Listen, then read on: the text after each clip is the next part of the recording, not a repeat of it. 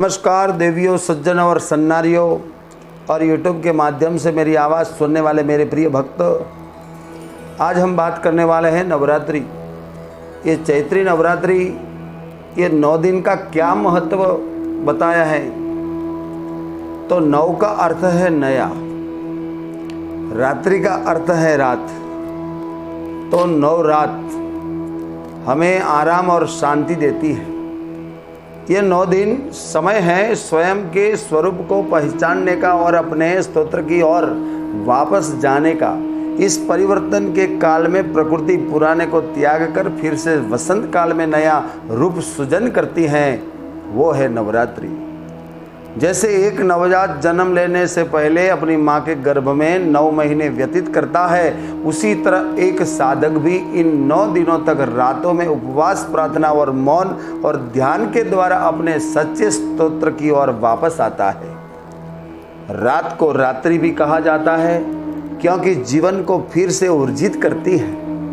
नवरात्रि तीनों स्तर पर राहत देती है, स्थूल, सूक्ष्म और कारण। उपवास शरीर को पवित्र करता है, जबकि मौन वाणी को पवित्र करते हुए बेचैन मन को शांत करता है। ध्यान एक साधक को अपने अस्तित्व की ओर ले जाता है। नवरात्रि के इन 9 दिनों के दौरान मन को दिव्य चेतना में लिप्त रखना चाहिए। अपने अंदर से जिज्ञासा जगाइए, मेरा जन्म कैसे हुआ, मेरा स्तोत्र क्या है। तब हम सृजनात्मक और विजयी बनते हैं। जब नकारात्मक शक्तियाँ हमारे मन को घेरती हैं तो मन विचलित रहता है और हम शिकायत करने लगते हैं। राग, द्वेष, अनिश्चितता और भय नकारात्मक शक्तियाँ हैं। इन सबसे राहत पाने के लिए अपने अंदर ऊर्जा के स्तोत्र में वापस जाएं। यही शक्ति है। इन 9 रात और दिनों के दौरान शक्ति, देवी शक्ति, चेतना की आराधना होती है। नवरात्रि के पहले दिन दुर्गा देवी का आराधन होता है और जो वीर्य और आत्म विश्वास का प्रतीक है। इसके बाद 3 दिन लक्ष्मी देवी के लिए हैं और धन धान्य का प्रतीक है, और अंत में 3 दिन मां सरस्वती के लिए है, ज्ञान का भी प्रतीक है। आगे का 3, मध्य का 3 और अंत का 3। ऐसी बहुत ही कथाएं शास्त्र में वर्णित है कि माँ जगदम्बा ने दिव्य रूप में अवतरित होकर मधुकैटभ और शुंभ व निशुंभ और महिषासुर जैसे असुरों का वध कर शांति और सत्य की स्थापना की है। देवी ने इन असुरों पर विजय की प्राप्ति की है। एक कथा यह भी है जो हम आपको सुनाते हैं कि लंका युद्ध में ब्रह्मा जी ने श्री राम से रावण वध के लिए चंडी देवी का पूजन कर देवी को प्रसन्न करने को कहा, और विधि के अनुसार चंडी पूजन और हवन हेतु दुर्लभ 108 नीलकमल की व्यवस्था भी करा दी। वही दूसरी ओर रावण ने भी अमरत्व प्राप्त करने के लिए चंडी पाठ प्रारंभ कर दिया। ये बात पवन के माध्यम से इंद्रदेव ने श्री राम तक पहुंचवा दी। इधर रावण ने मायावी तरीके से पूजा स्थल पर हवन सामग्री में एक कमल गायब करवा दिया, जिससे श्री राम जी की पूजा बाधित हो जाए, श्री राम का संकल्प टूटता नजर आए। सभी से ये बात का भय व्याप्त हो गया कि माँ दुर्गा कुपित न हो जाए। तब श्री राम को याद आया कि वे उन्हें कमल नयन, नवकंजन लोचन भी कहा जाता है, तो क्यों न एक नेत्र को वह माँ की पूजा में समर्पित कर दे।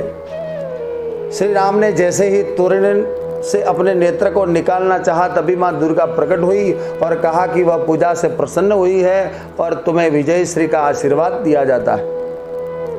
और दूसरी तरफ रावण की पूजा से समय हनुमान जी ब्राह्मण बालक का रूप धारण कर वहां पहुंच गए और पूजा कर रहे ब्राह्मणों से एक श्लोक, जया देवी भूति हरिणी, में हरिणी के स्थान पर करणी उच्चारण कर दिया।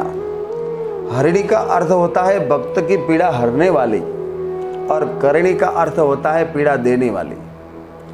इससे मां दुर्गा रावण से नाराज हो गई और रावण को श्राप दिया। रावण का सर्वनाश हो गया और अन्य एक कथा के अनुसार महिषासुर को उत्पत्ति उपासना के खुश होकर देवताओं ने उसे अजय होने का वर प्रदान कर दिया था। उस वरदान को पाकर महिषासुर ने उसका दुरुपयोग करना शुरू कर दिया और नरक को स्वर्ग के द्वारा विस्तारित कर दिया। महिषासुर ने सूर्य, चंद्र, इंद्र, अग्नि, वायु, यम, वरुण और अन्य देवताओं में भी अधिकार छीन लिए और स्वर्ग का भी मालिक बन बैठा। देवताओं को महिषासुर को इतना भयभीत देखकर देवताओं चिंताग्रस्त हुए। तब महिषासुर ने दुस्साहस से क्रोधित होकर देवताओं ने मां दुर्गा की रचना की। महिषासुर का वध करने के लिए देवताओं ने अपनी सभी अस्त्र शस्त्र मां दुर्गा को समर्पित कर दिए थे, जिसके वह बलवान हो गई। 9 दिनों तक उसका महिषासुर से संग्राम चला था और अंत में महिषासुर का वध करके मां दुर्गा महिषासुर मर्दिनी कहलाई। तो ऐसे देखें तो वर्ष में 4 बार नवरात्रि आती हैं, लेकिन जो 2 नवरात्रि हैं उसका महत्व धर्मशास्त्र में बताया है। नवरात्रि गर्मी शुरुआत पर चैत्र और दूसरा शीत की यानी शुरुआत आश्विन माह में, ये 2 नवरात्रि का जन जागृत महत्व है। 2 गुप्त नवरात्रियां हैं वो कम लोग जानते हैं। गर्मी और जाड़े के मौसम में सौर ऊर्जा हमें सबसे अधिक प्रभावित करती है, क्योंकि फसल पकने, वर्षा जल से लिए बादल समित होने, ठंड से राहत देने आदि जैसे जीवन उपयोगी कार्य इस दौरान संपन्न होते हैं। इसलिए पवित्र शक्तियों की आराधना करने के लिए ये समय सबसे अच्छा माना जाता है। प्रकृति में बदलाव के कारण हमारे तन, मन और मस्तिष्क में भी बदलाव आते हैं। इसलिए शारीरिक और मानसिक संतुलन बनाए रखने के लिए हम उपवास रखकर शक्ति की पूजा करते हैं। इस बार इसे सत्य और धर्म की जीत के रूप में मनाया जाता है।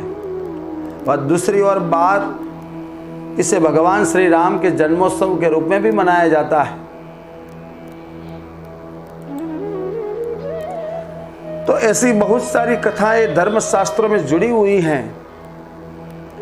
ये असुर कौन है? मधुर राग है और कैटभ का अर्थ है द्वेष। ये सबसे प्रथम असुर हैं। कई बार हमारा व्यवहार हमारे नियंत्रण में नहीं रहता।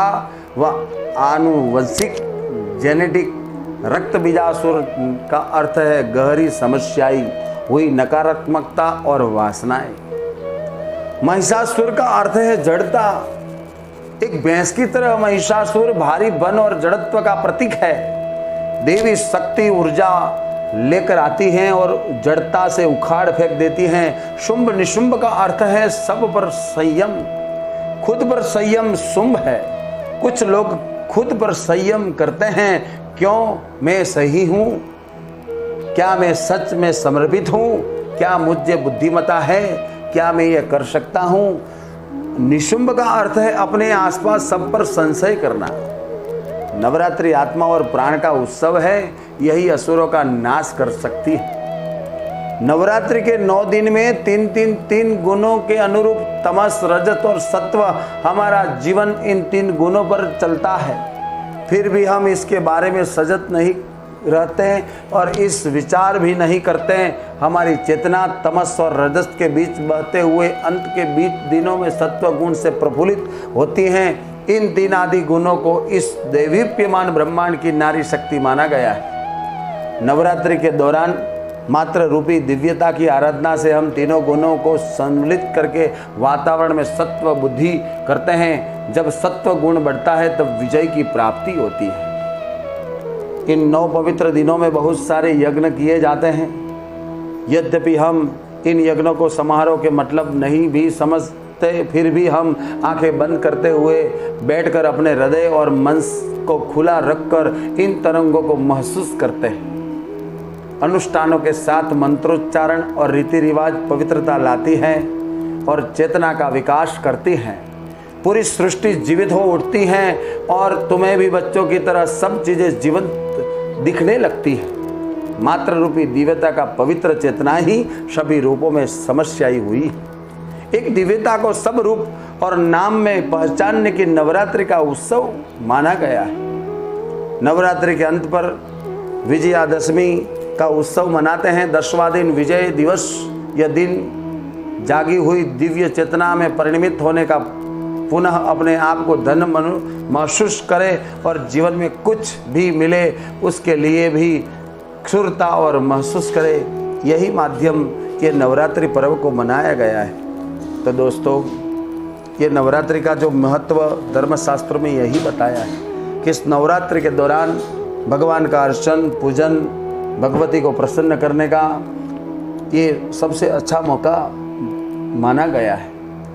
तो इस मौका अवसर को जाने न देकर कुछ हासिल करने के लिए अपनी शक्ति भक्ति अनुसार जो भी मिले जगदम्बा के आके बैठकर एक घड़ी, आधी में पुनियाद, कुछ जो मिले उससे भगवती को प्रसन्न करने का प्रयास करें। माँ भगवती की कृपा से आपके जीवन में खुशहाली आएगी, आपका आने वाला समय अच्छा रहेगा और जगदम्बा के आशीर्वाद से आपका संसार सुखी रहेगा।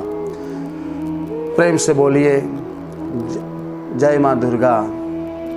और अगर आपने हमारी ये नई चैनल को सब्सक्राइब नहीं किया है तो उसको सब्सक्राइब कर दें। आने वाले समय में इससे भी और रोचक कथाएं हम लेकर आएंगे।